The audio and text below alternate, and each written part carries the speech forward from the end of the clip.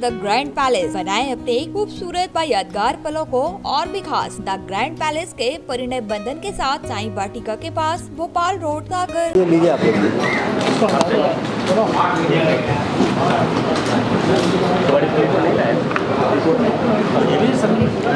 ये रखा हुआ है, कोई बात नहीं, आप लोग लीजिए, ये और लीजिए सर है। अरे लीजिए प्लीज, ये तो सर है ही, आपने कर लिया लीजिए।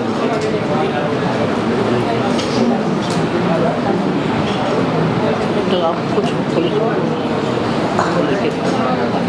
पुलिस व्यवस्था को लेकर यदि जब तक आप लोग समय बचाने के उद्देश्य से यदि कुछ पूछना चाहते हैं या कोई जिज्ञासा है तो पूछ सकते हैं। ब्रीफिंग की डेट आपको ये पता ही है, सामने लिखी हुई है, गैजेट नोटिफिकेशन 21 अक्टूबर का जो बताया जा रहा है। Last date of making nomination है 30 अक्टूबर। स्क्रूटनी के लिए 32 है। जो सागर जिले में कुल मतदान केंद्र अपने 2118 है, जिनमें से कि 597 हम लोगों ने क्रिटिकल चिन्हित किए हैं। 597 में से 12 ऐसे भी हैं जिनको वल्नरेबल एरियाज़ के अंडर में हमारे आ रहे हैं, तो उसके हिसाब से हमारा जो अपडेटेड है। और ये संख्या जो है ये अपडेट होती रहती है। जैसे कि अभी डिप्टी साहब बता रहे हैं कि कल की हम लोगों ने जो संख्या ली है तो 597 से वो 595 हो गई है, तो ये कम हो गई, जो कम हो गए। तो वो हम लोग जो लॉ एंड ऑर्डर, बहुत सारे क्राइटेरिया रहते हैं, आपकी जानकारी में होगा कि क्रिटिकल के क्राइटेरिया 2-3 हैं। कुछ तो पुराने जो मतदान हुए पिछले साल, पिछले बार के जो विधानसभा या लोकसभा चुनाव में, उसमें क्राइटेरिया है कुछ संख्यात्मक क्राइटेरिया के अलावा। कौन से पट्टी बट रहे, कौन सा आवेदन दिलवा रहे हो आप लोग? कुछ भी जाए, कोई भी आके भीड़ लगा रहे तो आप लोग आवेदन लेना शुरू कर देते हो मतलब में। तो देखा तो कौन कलेक्टर में चल क्या रहा है, किस चीज़ का आवेदन लिए जा रहे हैं? वो कलेक्ट्रेट में क्यों नहीं जा रहा आवेदन? तहसील में लिए जाएंगे, आवेदन लिए जाएंगे, कलेक्ट्रेट में कौन से आवेदन लिए जाते हैं?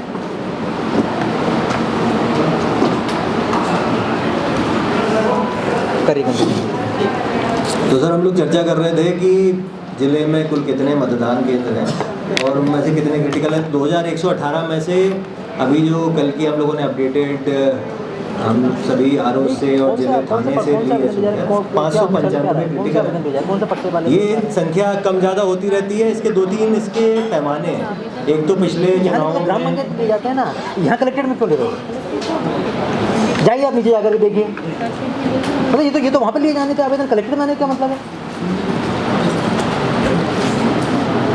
पिछले विधानसभा चुनाव में या लोकसभा चुनाव में जिस भी मतदान केंद्र में मतों की संख्या, जैसे कि 90% से अधिक कहीं मतदान हुआ है या 10% से कम हुआ है, या फिर किसी एक प्रत्याशी को एक निर्धारित संख्या से अधिक मत मिल गए हैं, तो ऐसे कुछ तो फिक्स क्राइटेरिया है।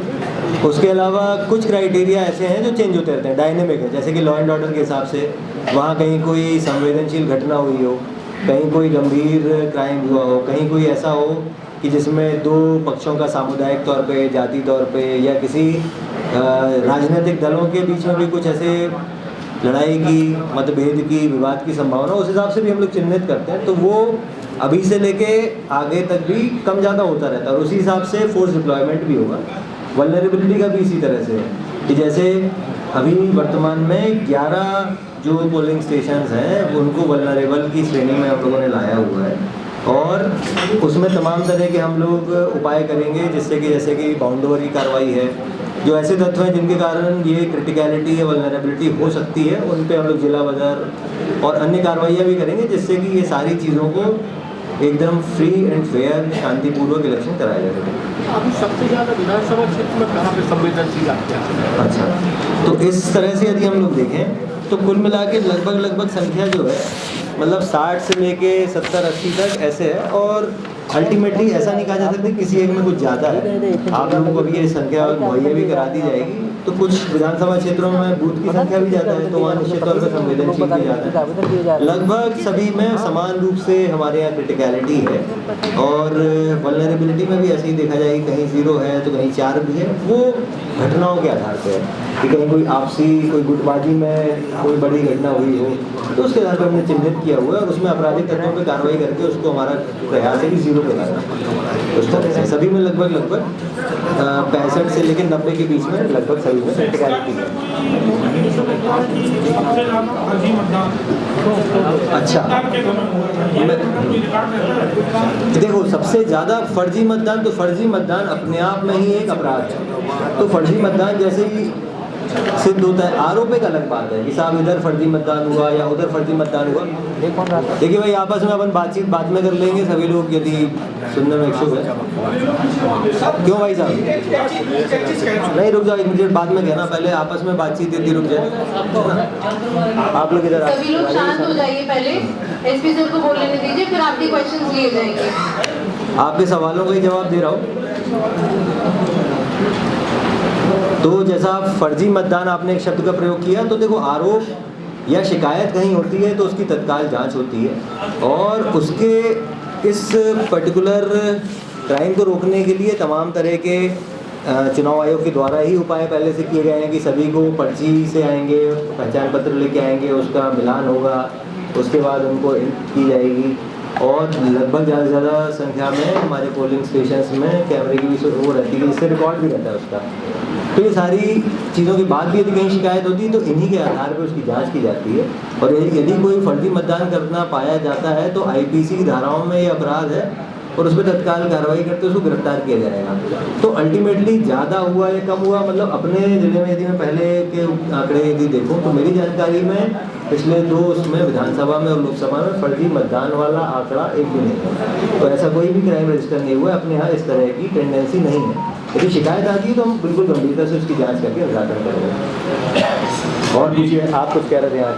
सर, मैं ये कह रहा हूँ कि आज चुनाव की डेट आ गई है, पुलिस भी स्टिक हो जाएगी। हमेशा चुनाव के टाइम पे पत्रकारों को लेकर कई परेशानियाँ होती है, कई जगह हम लोग को रिकॉर्डिंग नहीं करने दी जाती है और कई जगह हम लोग को जाने नहीं, तो पुलिस से थोड़ा सा कहा हम लोग को कॉपरेट करें। जैसे कि हम लोग को कार्ड इशू होता है, उसी पे हम लोग को छेड़खानी रोक लिया जाता है कि आप लोग को आप कहिए नहीं है, वो नहीं है, आप कैमरा मत ले जाओ, मोबाइल मत ले। तो सब थोड़ा सा आज पुलिस की भी बैठक लेंगे, तो हमारा निवेदन है कि आप उनसे निवेदन करें कि हम लोग के प्रति भी थोड़ा सी भावना अच्छी रखें। बिल्कुल, ये आपने एक अच्छा पॉइंट बताया। देखिए, इसमें जो इलेक्शन कमीशन का भी और पूरी पुलिस और प्रशासन व्यवस्था का भी एक बहुत बड़ा हथियार हमारी मीडिया है, और मेरा ऐसा मानना है कि सोशल मीडिया के कारण ये मीडिया की जो शक्ति है ये फोर्स मल्टीप्लायर के रूप में, मतलब पहले अपन देखते हैं तो मान लीजिए 10, 20, 50 मीडिया कर्मी हुआ करते थे, लेकिन आजकल पोटेंशियली हर कोई ये सूचना करता है या मीडिया कर्मी है, क्योंकि हर किसी के हाथ में एक स्मार्टफोन है और वो कहाँ पे जहाँ पे भी गलत होता देखता है तो उसका वीडियो बना सकता है। तो जैसा हमारे पत्रकार साथी ने साथ में कहा कि हम बिल्कुल उसको जहाँ पे भी ऐसी कोई बात है, पब्लिक प्लेस है, कोई आम सभा चल रही है, कोई आम कार्यक्रम हो रहा है, वहाँ पे मीडिया को या फिर किसी अन्य व्यक्ति को भी वीडियो बनाने का, आने जाने का अधिकार है। पुलिस को भी इस मामले में सेंसिटाइज किया जाएगा। लेकिन कभी कभी ऐसी स्थिति बनती है, मान लीजिए कहीं घटना हो गई, दुर्घटना हो गई, जैसे अभी मान लीजिए कोई एक्सीडेंट हो गया, तो वहाँ पे वो एक्सीडेंट में या वहाँ पे अभी कोई ऐसी स्थिति होगी वहाँ से हमको लोगों को हटाना है, तो उस दौरान यदि पुलिस आग्रह करती है कि भाई इसमें थोड़ा सा हट जाए, इस लाइन के पीछे रहें, तो मेरा आपसे आग्रह है कि आप भी और पब्लिक सभी लोग भी, आजकल क्योंकि क्या होता है कि मदद करने वाले बहुत कम रहते हैं, वहाँ पे एक आदमी गिरा रहेगा, वीडियो बनाने वाले 5 हैं, उसको उठा के हॉस्पिटल पहुँचाने वाला एक भी नहीं करता है। मेरा आपसे भी आग्रह है कि कहीं हम लोग जैसे कि मान लो कोई पॉइंट ऐसा करते हैं कि भाई इसके अंदर ना आए, कि कई बार ऐसा होता है कि पुलिस थाने के अंदर अपन प्रयास कर रहे हैं, कई बार किसी तरह का कोई नोकझोंक हो गई कि नहीं हम तो वीडियो बनाएंगे, तो पुलिस थाना एक शासकीय एक दफ्तर है, शासकीय कार्यालय है, उसमें सुप्रीम कोर्ट के गाइडलाइन से सीसीटीवी कैमरा लगा हुआ है, उसमें आपको वीडियोग्राफी करना अधिकार नहीं है, ठीक है। जैसे अभी मैं आपको बाइट दे रहा हूँ, है ना, तो ये मैं क्लियर कर दूँ कि वहाँ पे जैसे कि किसी थाना प्रभारी कार्यालय है, वहाँ पे पब्लिक के कई लोगों के बारे में आपराधिक रिकॉर्ड, कई चीज़ें, कई बार कुछ महिला फरियादी, बहुत सारी चीज़ें रहती हैं। तो यदि वहाँ कभी पुलिस वाला करता है तो उसको आपको भी एक बार में मानना चाहिए। ये मेरा आप सबसे आग्रह है। आप जब भी कहेंगे नहीं साहब वहाँ पे इस दिनांक को इस समय कुछ ऐसा गलत घटना हुई जो हमको वीडियोग्राफी नहीं करने दी गई, तो आजकल 18 महीने की हमारे पास रिकॉर्डिंग है, पुलिस थाने का ऐसा कोई कमरा नहीं जहाँ की रिकॉर्डिंग ना हो, जहाँ का साउंड ना हो, तो वो आप कृपया उसका दूसरा वो है, उसका तरीका है ना। तो ऐसे ही जैसे पब्लिक प्लेस में है, लेकिन वहाँ पे आपको जनरली कभी रोका नहीं जाएगा, और जब कभी कोई एक्सीडेंट हो, कहीं लॉ एंड ऑर्डर हो, कहीं से हटाया जा रहा हो, तो सब कुछ आशय होता है, उस कारण से ही हटाया जाता है। जनरली सभी जगह ऐसी जगह जहाँ पुलिस पहुँच गई तो फिर पुलिस की जिम्मेदारी वीडियोग्राफी करे, मेरा तो ये मानना रहता है, मैं तो और बुलाता हूँ कि हमारा एक आदमी वीडियोग्राफी करने में ख़राब होगा, हम तो चाहते हैं कि आप हमारे साथ चलो तो वीडियोग्राफी करो। तो जहाँ कहीं भी ऐसी कोई बात हो तो आप मुझे बताइएगा, मैं आपको फैसिलिटेट कराऊँगा। बात से ये हो रहा है सर कि वो अपना इंजीनियरिंग कॉलेज वहाँ पे सीसीटीवी कैमरे बंद हो जाते हैं, और अभी उपचुनाव में भी देखा गया कि मतदान केंद्रों में सीसीटीवी कैमरे बंद हो गए। तो ये मतलब टेक्निकल गड़बड़ी ना हो इसलिए इस बार अलग से आप तैयार कीजिए। जैसा आपने दो अलग अलग जगह का आपने बताया कि इंजीनियरिंग कॉलेज जो है, जो कि हमारा वहाँ पे स्ट्रॉन्ग रूम है, वहाँ पर जो हमारी EVMs हैं वो पहले भी रखी जाएंगी उनको सेफ कस्टडी में, उसके बाद वो चुनाव के लिए वहाँ से भेजी जाएंगी, वोटिंग के बाद वापस आके वहाँ रखी जाएंगी। वहाँ पर उनकी सेफ कस्टडी के लिए पुलिस बल भी तैनात रहेगा। नियमानुसार जो राजनीतिक दल के प्रतिनिधि हैं उनके लिए भी वहाँ पर मॉनिटरिंग की सुविधा दी जाती है। आपने जैसा बताया CCTV कैमरे भी लगे होते हैं, मॉनिटर भी लगा होता है। कभी जैसे कि फॉल्ट बहुत अलग अलग लेवल का होता है, हम लोग पावर सप्लाई तो सुनिश्चित कर लेते हैं कि यदि बिजली गोल होती है तो उसके लिए UPS रहे, जनरेटर रहे। तो कई बार सिस्टम में ही फॉल्ट आता है, तो उसके लिए हम लोग बैकअप बैटरीज या कैमरा, और इतनी क्योंकि इतने मल्टीपल कैमराज उसमें कम से कम 20, 25, 30 लगे होंगे, तो ये सुनिश्चित किया जाएगा कि अच्छी क्वालिटी के रहें और उसमें फॉल्ट ना आए। और यदि ऐसी कोई स्थिति बनती है तो वहाँ पर व्यक्ति उपस्थित रहता है और राजनीतिक दलों के प्रतिनिधि भी रहते हैं, पुलिस दल भी रहता है। ये उस चीज़ की सुरक्षा के लिए ही है। फिर आप देखेंगे जब ऐसा नहीं कि जब कैमरे नहीं होते थे तो सुरक्षा नहीं होती थी, कैमरे नहीं थे तो आप देखेंगे कि दीवारों को सारा चुनवा दिया जाता है, फिर सभी दरवाज़ों को सील बंद भी किया जाता है। तो ऐसे मल्टीपल लेयर्स हैं, तो ये एक के बाद एक लेयर एक्स्ट्रा प्रोटेक्शन के लिए है। तो कभी मान लीजिए ऐसा टेक्निकल फॉल्ट आता भी है तो उसकी रेमेडी, पहला तो हमारा प्रयास है कि ऐसा आए ही ना, और यदि आए तो उसके लिए फिर ह्यूमन इंटरवेंशन है, उसके बाद फिर इंफ्रास्ट्रक्चर इंटरवेंशन है। ऐसे मल्टीपल लेयर्स है, तो हमें एकदम सुनिश्चित रहना चाहिए और अपने को यकीन रहना चाहिए कि इसमें कोई भी मतलब इस दीवार में सुराख नहीं हो सकता है। जो किले की दीवार होती है ना अभेद्य, वो उस तरह की सुरक्षा, उसमें मल्टीपल टेक्नोलॉजी से, आदमियों से, इंफ्रास्ट्रक्चर से सभी चीज़ें की जाएगी। बताएं और पूछिए। चुनाव को लेके आपराधिक प्रवृत्ति जो लोग हैं उनके ऊपर आप होने वाली कार्रवाई कर रहे हैं और आपने निर्देश जारी करे हैं जी, उन्होंने कहा जो लड़ना करेगा उसको जेल भेजा, इसके पहले नहीं भेजा। अच्छा, तो दो तरीके की इसमें बातें हैं। यदि प्रतिबंधात्मक कार्रवाई जो होती है उसमें जिनका पुराना रिकॉर्ड है, या कई बार रिकॉर्ड की ज़रूरत भी नहीं पड़ती, कई बार ऐसा लगता है कि इनकी गतिविधियां ऐसी हैं कि इनका रिकॉर्ड तो नहीं है परंतु ये सेंसिटिव कोई बात कह सकते हैं जिससे कि सांप्रदायिक या चुनावी विवाद की स्थिति बन सकती है, किस तरह की भी स्थिति विवाद में हो सकती है, तभी लॉ एंड ऑर्डर हो सकता है, तो उनको हम लोग बाउंड ओवर कराते हैं। परंतु बाउंड ओवर कराने का ये मतलब है कि ये एक हाईएस्ट से एक लोअर लेवल का हम प्रिकॉशन ले रहे हैं। हाईएस्ट लेवल का प्रिकॉशन क्या है कि हमें लग रहा है कि नहीं अभी तो ये तात्कालिक रूप से इनको तत्काल ही भेजे बिना लॉ एंड ऑर्डर को या अपराध को बचाया नहीं जा सकता, तो उसमें पुलिस के पास सभी साधन संसाधन, नियम कानून कायदे हैं, जैसे कि धारा 151 है, तत्काल उनको लीगल कस्टडी में लिया जा सकता है नियमानुसार। कुछ ऐसे यदि आपराधिक तत्व जिनमें हमें लग रहा है कि तत्कालिक उसमें स्थिति बन सकती है तो NSA की कार्रवाई भी की जाती है। तो बिल्कुल उसमें ऐसा नहीं है कि उनके अपराध करने का कोई इंतज़ार करे, वो स्थिति की गंभीरता को देखते हुए पहले भी प्रिवेंटिव एक्शन लिया जाएगा, जिसके लिए कानून हमें शक्तियाँ प्रदान करता है। कलेक्टर साहब लिखते हैं।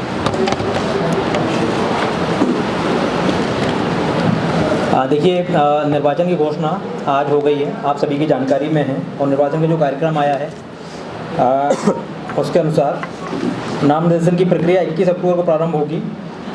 नामनिर्देशन जमा करने की अंतिम तिथि 30 अक्टूबर है। स्क्रूटनी 31 अक्टूबर की होगी और नामनिर्देशन की वापसी 2 नवंबर को होगी। मतदान जो एक्चुअल मतदान की तिथि 17 नवंबर है। मतगणना की तिथि 3 दिसंबर 2023 रहेगी। ये बेसिक जो चुनाव का जो कार्यक्रम है उसके संबंध में जानकारी है जो कि आप सभी को मिल गई है। जो बाकी जानकारियाँ हम लोग आपको मतदाताओं की संख्या, पोलिंग बूथ की संख्या, ये आप लोगों को पहली मीटिंग में ब्रीफ किया जा चुका है। उसके संबंध में जानकारी आपको एक हम लोग अभी फिर से मैं एक बार ब्रीफली बता देता हूँ कि अंतिम प्रकाशन के बाद 17,82,861 मतदाता हैं, जिसमें से कि 9,37,823 पुरुष मतदाता और महिला मतदाता 8,45,007 हैं। जो जेंडर रेशियो है वो 901 है और इलेक्टोरल टू पॉपुलेशन रेशियो जो है 64.66 है। सर्विस वोटर जो है 1040 सर्विस वोटर अपने यहाँ पे सागर ज़िले में रजिस्टर्ड हैं। ये एक बेसिक ब्रीफ जानकारी है चुनाव के संबंध में।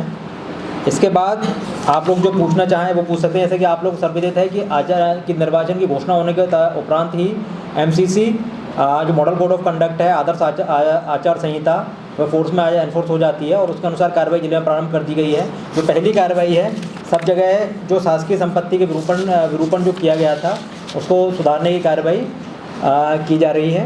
ये सभी जगहों पर ये कार्रवाई नगर निगम क्षेत्र में और सभी नगरीय निकायों एवं सभी ग्रामीण क्षेत्र में ये कार्रवाई तत्काल प्रभाव से प्रारंभ कर दी गई है। ये मेरी तरफ से था, आप लोग प्रश्न पूछ सकते हैं।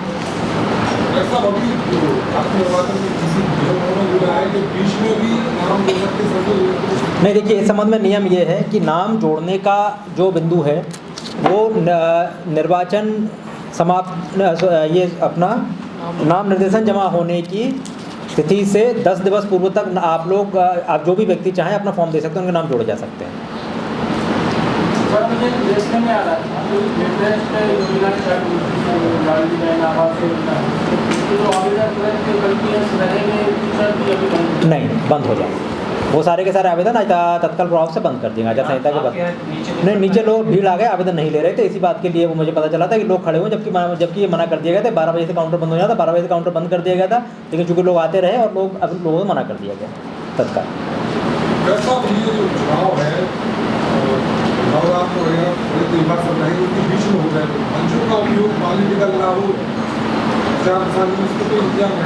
देखिए सभी जगह जहाँ पर भी संभावना होगी कि चुनाव प्रचार हो रहा है वहाँ पर जो है हमारी जो FST और वीडियो व्यूइंग टीम जो हैं वो रहेंगी, रिकॉर्डिंग उनकी होगी।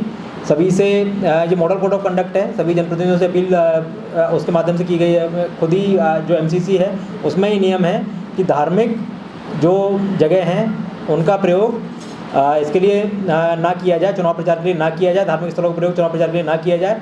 लेकिन यदि ऐसी स्थिति पाई जाती है तो विधिवत धाराओं के अंतर्गत कार्रवाई संबंधित के विरुद्ध की जाएगी। अब एक और समस्या आती है चुनाव, इसमें क्या होता है, पिछले चुनाव में 1-2 घटनाएं हुई कि बड़ी रकम पकड़ी गई तो वो आयकर अपने हाथ में नहीं रहा, उसके बाद वो जबलपुर या भोपाल के लेके निकल जाता है तो कभी मालूम नहीं चलता वो किसका पैसा था, किस लिए जा रहा था। मेरा ये सही समझा कि इसमें आपकी निर्वाचन से कोई अधिकारी देती नहीं। हम लोग जो है देखिए हम शासन के नियमों से बंधे हुए हैं। जो है राशि जिस राशि तक का निराकरण जिले स्तर पर होना है वो जिले स्तर पर होता है। जिस राशि से जिस लिमिट के ऊपर आपको मतलब आयकर विभाग को देना होता है वो आयकर विभाग को दे दिया जाता है। नहीं ऐसा नहीं, वो विभाग की जब इलेक्शन में इनकम टैक्स डिपार्टमेंट की जिम्मेदारी हो जाती है, वो अपने आप में केस दर्ज करते हो, अपने आप कार्रवाई उनकी होती है। अभी जो पिछले दिनों यहाँ राशि पकड़ी गई थी उसका क्या हुआ सर, उसके बारे में कुछ जानकारी? वो अभी जैसा कि आप लोगों की जानकारी में था कि इनकम टैक्स डिपार्टमेंट को उसको हैंडओवर किया गया है और उनकी जांच अभी संलग्न है, जारी चल रही है। जैसा कि आपके साथी भी जो पूछ रहे थे, अल्टीमेटली क्योंकि डिपार्टमेंट जो एक्टिव डिपार्टमेंट है वो उसके बारे में जांच कर रहा है या आगे की कार्रवाई वही करेगा, तो फिर आगे की ब्रीफिंग या जो भी चीज़ें हैं फिर वो करते हैं। मतलब उनकी कार्रवाई के बारे में हम लोग स्टेटमेंट दे भी नहीं सकते हैं और देंगे तो उसमें कुछ इनएक्यूरेसी या अनलैप्सेस होने की संभावना है, इसलिए फिर आगे कार्रवाई पूरी एक तरह से हैंडओवर उनको होगी। वो स्पेशलाइज एजेंसी है, उसमें तह तक जाके उसमें कार्रवाई करते हैं। अभी भी वो जांच चल रही है। सर 3 मंत्री जिले में बड़ा VIP जिला है सागर, और ऐसे में आदर्श आचार संहिता और आचार संहिता का जो है पूर्ण तरीके से पालन हो उसके लिए क्या और अलग से बंदोबस्त किए गए? देखिए आदर्श आचार संहिता का मतलब ही ये है कि सभी के लिए नियम एक ही है और उसी का पालन यहाँ पर किया जाएगा। जैसा सभी प्रत्याशी समान हैं और सभी को बराबर का अवसर मिले, सबको इक्वल लेवल प्लेइंग फील्ड मिले, उसी तर्ज पर कार्रवाई और सबको फैसिलिटेट करने की कार्रवाई यहाँ पर की जाए। सर एक बार ये स्पष्ट करें कौन से काम है जो नगरीय निकाय या आपके कलेक्टर लेवल से होते हैं, तहसील और वो नहीं होंगे, वो बस बता नामांकन बंटवारा तमाम चीज़ें। देखिए ये जो जितने भी कार्य हैं जो व्यक्ति के संबंधित कार्य न्यायालयीन प्रकरण है, न्यायालयीन प्रकरण पर कोई रोक नहीं होती है। सिंपल सा रोक सिर्फ उन चीज़ों पर है, कोई भी ऐसी घोषणा जो कि वोटर्स को प्रभावित कर सकती है, ऐसी कोई भी घोषणा उस पर रोक होगी। ठीक है, कोई भी कार्य ऐसा कार्य जो कि कार्य का भले ही टेंडर लग जाओ, लेकिन कार्य फील्ड में प्रारंभ नहीं हुआ हो, उस पर रोक होगी और कोई भी नए टेंडर लगाने पर कार्य में होगी। विशेष परिस्थितियों में जब कभी लगता है कि अत्यंत आवश्यक यदि ये है चीज़ें और कोई ऐसी चीज़ें आती हैं जिससे कि व्यक्ति की जान माल की समस्या उत्पन्न हो सकती है, उस केस में इनको किया जा सकता है आयोग की परमिशन से। सामान्य तौर पर सभी नए कार्य प्रतिबंधित रहेंगे। बाकी जो रूटीन प्रक्रिया में किसी प्रकार का रोक नहीं होती है, वो विधिवत चलती रहती है। पूरे शहर में राजनीतिक लोगों की होर्डिंग्स हो रही हैं और जो विधायक बने हैं पटे पड़े हैं, कब तक नहीं? ये इसका समय सीमा है 24 घंटे में। 24 घंटे में सारे अभी कार्रवाई प्रारंभ हो गई है और ये अगले 24 घंटे में निकल जाएंगे। जो सरकारी बिल्डिंगों पे उनके लिए 24 घंटे की समयावधि होती है, जो पब्लिक प्लेसेस हैं उनके लिए 48 घंटे की समयावधि होती है। तो 24 और 48 घंटे में जो मानक है उनके अनुसार सभी पे कार्रवाई हो जाए। आचार संहिता का उल्लंघन हो रहा है, जानकारी देने के लिए कोई है? सी विजिल है जिस पे कि आप शिकायत कर सकते हैं। 17 अक्टूबर को जो सूची जारी हो रहा है, सूची जारी हो रही है 17 अक्टूबर को सूची जारी, 17 अक्टूबर को मतदान। हाँ तो बस जल्दी कौन सी 17 नवंबर को तो मतदान का ही दिन है। मतदान है ना 17 मतदान का दिन है बस। नहीं सूची क्या है कि जो आपकी जो अभी तो निर्वाचन सूची बन गई, ई रोल अभी तैयार हो गया है, लेकिन इस बीच में जो यदि अन्य नाम भी आते हैं उन नामों की पूरक सूची आएगी, वो भी जुड़ जाएगी। वो सूची नहीं आएगी, वो छूट नहीं गए हैं जिन्होंने अभी आवेदन नहीं किया है, जो नए आवेदन करेंगे उनके नाम। कोई नियम है कि दीवार पे पोस्टर लगा देते लिखते थे बिना अनुमति के? देखिए इसमें नियम ये है, हाँ मैं बता देता हूँ आपको। इसमें नियम ये है कि शासकीय संपत्ति पर कहीं भी किसी प्रकार का प्रचार प्रसार या ध्वज नहीं लगाया जा सकता, पहला। दूसरा, जो पब्लिक प्रॉपर्टीज़ हैं उनके ऊपर भी किसी प्रकार का प्रचार प्रसार नहीं किया जा सकता। सिर्फ एक शर्त होती है, जो कि नगर पालिका या नगर निगम ने ऐसे बिलबोर्ड्स या होर्डिंग्स जो कि लीज आउट किए हुए हैं, जिन्हें कि वो किराए पर देते हैं, उनमें किराया देने के उपरांत वो पॉलिटिकल पार्टीज़ को उपलब्ध करवाए जाते हैं। उसमें भी नियम ये है कि सबको बराबर मिले, इसलिए किसी भी दल के पास टोटल जो नगर पालिका के पास संपत्ति है उसका 40% से अधिक नहीं हो सकता है किसी भी समय पर। ये संबंध में है। यदि किसी प्राइवेट व्यक्ति के घर पर यदि झंडा लगाया जाता है या पोस्टर लगाया जाता है, दीवा लेखन किया जाता है, तो उसकी विधिवत अनुमति उनसे लेनी होगी और वो अनुमति लिखने के 3 दिवस के अंदर या झंडा लगाने के 3 दिवस के अंदर या पोस्टर चिपकाने के 3 दिवस के अंदर जिला निर्वाचन अपने संबंधित आरओ को और जिला निर्वाचन कार्यालय में जमा कराएंगे।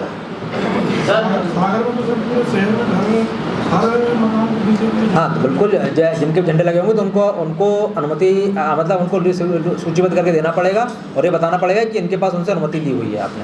जो निर्वाचन केंद्र है उसकी कहाँ पर निर्वाचन केंद्र मतलब मतदान केंद्र तो अभी तो MCC लगा है ना। आप देखिए अब कार्रवाई शुरू हो गई है। सर जैसे अब आचार संहिता लागू हुई है तो अभी जन सुनवाई और CM हेल्पलाइन वगैरह होती है जो, तो इसमें लोग शिकायत करेंगे तो उसका अभी होगी शिकायत कि उसके लिए अलग से कुछ व्यवस्था की जाएगी? नहीं, जन सुनवाई के संबंध में अभी तक कोई निर्देश नहीं आया, लेकिन जन सुनवाई सामान्य तौर पर प्रशासन के द्वारा स्थगित की जाती है, तो जन सुनवाई स्थगित रहेगी। 181 जो है उस पर शिकायत आप कर सकते हैं, वो चलेगी। ठीक है सर, जो कर्मचारी राजनीतिक पार्टियों का सहयोग करते नजर आ रहे हैं उन पर क्या कार्रवाई है? जो सिविल सेवा आचरण नियम के विरुद्ध जो कार्रवाई उन पर जो बनती है वो कार्रवाई उन पर की जाएगी। तो सब ये जानकारी हमें चाहिए है कि जैसे आपके 8 विधानसभा क्षेत्र हैं और बाहर के लोग आते हैं उन विधानसभा क्षेत्रों में, तो उनको बाहर के व्यक्तियों को विधानसभा क्षेत्र से कितने दिन तक वहाँ रहेंगे, मतदान की कब तक रहेंगे वहाँ? ये साइलेंट अवधि जो होती है 48 घंटे की। 48 घंटे, हाँ, उसके पहले उनको जाना पड़ेगा, मतलब निर्वाचन समाप्ति के 48 घंटे पूर्व उनको जगह छोड़नी होगी। साहब आपसे एक क्वेश्चन है कि सागर जिले के अंदर जो अवैध शराब का भंडारण है, तो इसके लिए कोई स्पेशल टीम इसकी चेकिंग कर रही है? भंडारण भी है, विक्रय भी है। इसके जो पुलिस की कार्रवाइयाँ इसमें आप देखेंगे कि अवैध शराब, अवैध हथियार और इसके अलावा जैसे कि कैश की बात हो रही थी, तो ये जो illegal movement of illicit money है, ये तीनों ही लेवल के लिए अलग अलग टीम्स भी बनाई गई हैं। इनफैक्ट आजकल से ये सारी टीम्स एक्टिव हो जाएंगी और इसमें सूचना के आधार पे आप सभी से भी आग्रह है कि उसमें कंट्रोल रूम के नंबर पे या हमारे नंबर पे डायरेक्टली भी सूचना कर सकते हैं। साथ ही साथ जैसे कि जेल है उसमें बता सकते हैं, क्योंकि ये इलेक्शन रिलेटेड ऑफेंस है, उससे अनियमितता के उसमें आता है, तो वहाँ पे भी सूचना कर सकते हैं और उसमें पुलिस टीम अपने आशय से भी अपनी सूचनाओं के आधार पर भी कार्रवाई करेगी। वो सारी हम फील्ड की टीम्स भी, फ्लाइंग स्क्वाड, FST, SST तो जो हैं ही, इसके अलावा भी पुलिस की मोबाइल पार्टीज और बढ़ाएंगे, तो ये सारी कार्रवाई करेंगे। वोटिंग को लेकर कुछ पिछले चुनाव से लेकर इस बार कुछ चेंज आया हो ऐसा जो सवाल नहीं समझा मैं आपको। वोटिंग को लेकर या वोटिंग के चेंज किया गया हो? देखिए, जो सबसे महत्वपूर्ण परिवर्तन जो है वो है महिला वोटर का ई रोल में इम्प्रूवमेंट। जैसा मैंने पहले ही बताया था आपको कि पिछले चुनाव के समय जो सागर ज़िले का जेंडर रेशियो था वोटर्स का, वो 886 था, अभी ये 901 हो गया है। ये अपने आप में एक बड़ा इम्प्रूवमेंट है। और जो पुराने आंकड़े हैं ज़िले के, उसके अनुसार महिला वोटर का टर्नआउट कम था। तो पहले ई रोल में संख्या बढ़ना ये अपने आप में इस बात का सिद्ध कर रहा है कि महिलाएं जो हैं इंटरेस्टेड हैं और वो आगे बढ़ चढ़ करके वोट मतदान में हिस्सा लेंगी।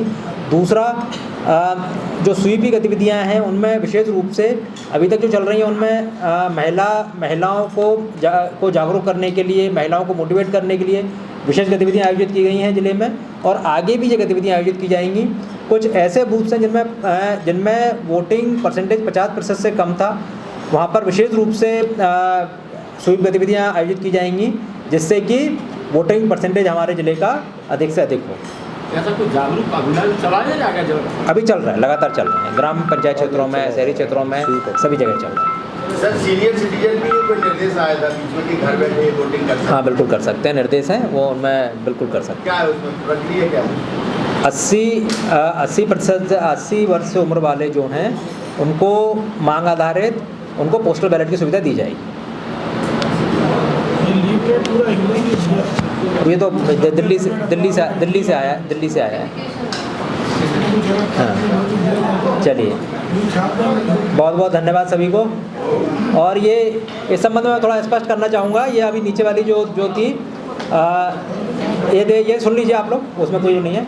ये क्या था कि जन सुनवाई में चूँकि लोग आए थे आवेदन के लिए, इस कारण से आवेदन लिए जा रहे थे, ठीक है। कोई यदि आवेदन करना चाहे तो उसको आवेदन यहाँ पर लेकर जांच के लिए भेजे जा रहे थे।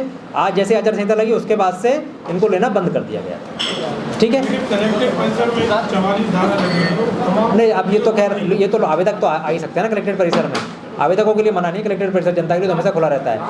जन सुनवाई के दिन भी लोग आते हैं, आप सभी लोग आते हैं, तो आम जन के लिए हमेशा खुला है। लोगों के मन में भी ये था आचार संहिता लगेगी तो फॉर्म नहीं आएंगे, लिए जाएंगे, और वही हुआ कि 12 बजे तक जो फॉर्म ले लिए जाते हैं आज 12 बजे तक उसे बंद कर दिया गया। इस कारण से लोग बाहर रुके हुए। चलिए, धन्यवाद।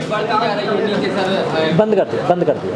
इस तरह की बातें आ रही कि आज आखिरी दिन है और जो जमीन के पट्टे हैं उनकी आप बंद कर दिया, आचार संहिता लगने के बाद से लेना बंद कर दिया, इसी कारण से भीड़ दिखाई पड़ रही है। ये तो थोड़ा मीडिया के माध्यम से भी आप लोग क्लैरिफाई करेंगे तो लोगों को मैसेज पहुंच जाएगा कि अब कोई फॉर्म नहीं लिए जा रहा है, तो भीड़ अपने आप फिर कम हो जाएगी। आज यहाँ से भी मैसेज हो रहा है। नहीं, हितग्राही लाभांश नया कोई नहीं लिया जाएगा, नया नहीं लिया जाएगा। जो पुराने जो चल रही हैं, जो पेंशन मिलती है मिलेगी, जो पहले से प्रचलित योजना है उनमें कोई काम नहीं होगी, लेकिन नए हितग्राही नहीं जोड़े जाएंगे। होटल द ग्रैंड पैलेस बनाए अपने खूबसूरत व यादगार पलों को और भी खास। द ग्रैंड पैलेस के परिणय बंधन के साथ शादी समारोह व पार्टियों को खास बनाने के लिए मनमोहक साज सज्जा के साथ स्वादिष्ट खाने का जायका लीजिए हमारे प्योर वेज केटरिंग के साथ। विशाल पार्किंग एरिया, CCTV से सुरक्षित कैंपस। हमारा पता है hotel the grand palace, Sai Vatika के पास, भोपाल रोड, सागर, मध्य प्रदेश।